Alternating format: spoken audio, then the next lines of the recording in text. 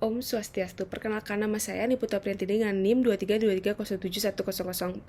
Saya dari Pasca Sarjana Pendidikan IPA S2 Undiksa. Nah, saya ingin mempresentasikan mengenai genom dalam kecerdasan buatan medis. Nah, sebelumnya, kecerdasan buatan. Jadi kecerdasan buatan dapat dikatakan sebagai aplikasi modern yang dimanfaatkan Industri 4.0 untuk menciptakan atau memetakan sebuah gen-gen dari manusia dan mempermudah suatu penelitian. Itu aplikasi berupa penggabungan antara teknologi dengan perkembangan medis, yaitu menyatakan suatu genom dalam suatu bidang komputer atau dapat dijadikan sarana sebagai media elektronik untuk mengetahui kejadian-kejadian medis yang ada di dalam tubuh manusia.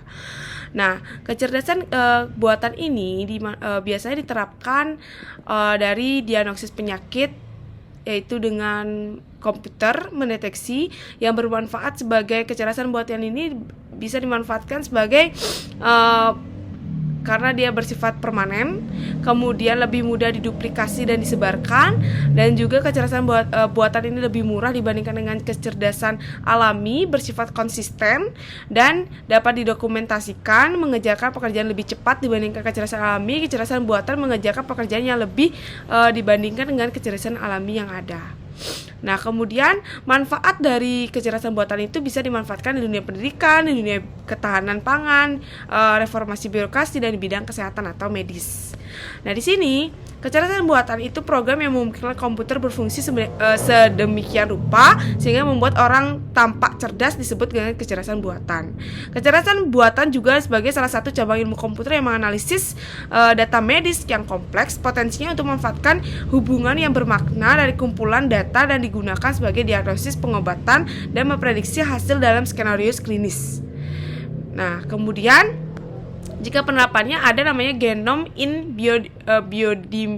Biomedical Artificial Intelligence. Nah, di sini proyek genom manusia atau Human Genome Project itu ada teknologi canggih yang dikembangkan dalam proses penyelesaian terhadap pengubahan dan dramatis cara pelaksanaan penelitian biomedis.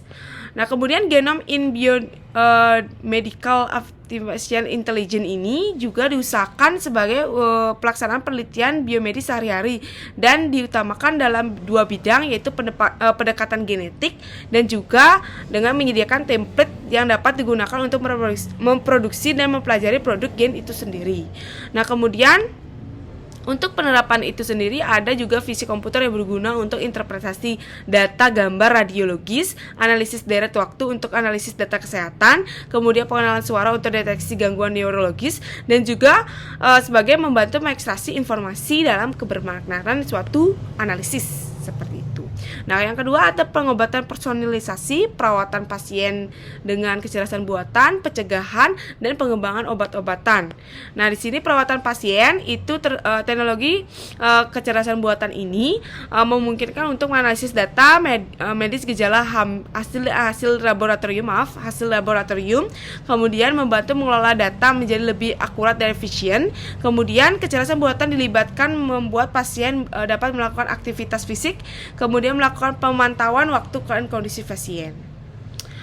Nah, kalau pengembangan obat itu dianalisis untuk menemukan mendesain obat baru yang sesuai dengan ketahanan tubuh, maupun itu bersifat alergi, kemudian bersifat sintetis dari tubuh manusia itu sendiri.